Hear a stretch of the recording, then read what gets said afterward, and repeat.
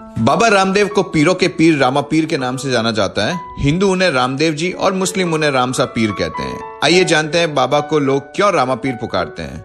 स्थानीय जनश्रुति के आधार पर कहा जाता है कि बाबा रामदेव के चमत्कार होने से लोग गांव गांव रुनीचा आने लगे। यह बात मक्का तक पहुंची कि भारत में एक ऐसे पीर ने जन्म लिया है जो अंधों की आंखें ठीक कर देता है, लंगड़ों को चलना सिखा देता है और मरों को जिंदा भी कर देता है। तो मक्का के 5 पीर ने बाबा की शक्ति परखने का निर्णय किया और वे मक्का से चलकर रुनीचा के रास्ते पर जा पहुंचे। जब वे अपनी मंजिल पर पहुंचने ही वाले थे, उन 5 पीरों की मुलाकात बाबा रामदेव से हुई। इन्होंने पूछा कि भाई रुनीचा यहाँ से कितनी दूर है। तब रामदेव जी ने कहा कि ये जो सामने गांव है वही रुनीचा है। रामदेव जी ने सवाल किया कि क्या मैं आपके रुनीचा आने का कारण जान सकता हूं। तो उनमें से एक पीर ने कहा, हमें रामदेव जी से मिलना है और उनके चमत्कारों की परीक्षा लेनी है। तब रामदेव जी बोले, मैं ही रामदेव हूं जो आपके सामने खड़ा हूं, कहिए मेरे योग्य क्या सेवा है। 5 पीर बाबा की बात सुनकर कुछ देर उनको देखते रहे, फिर हंसने लगे और सोचने लगे कि यह साधारण सा दिखाई देने वाला व्यक्ति पीर कैसे हो सकता है।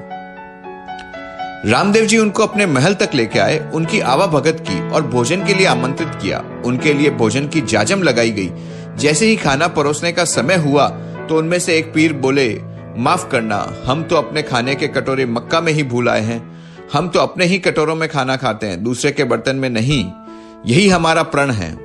अब हम क्या कर सकते हैं? यदि आप मक्का से वे कटोरे यहाँ मंगवा सकते हैं तो मंगवा दीजिए, वरना हम खाना नहीं खाएंगे। तब बाबा ने विनम्र पूर्वक कहा, हमने भी एक प्रण ले रखा है कि घर पर आए अतिथि को बिना भोजन कराए जाने नहीं देते।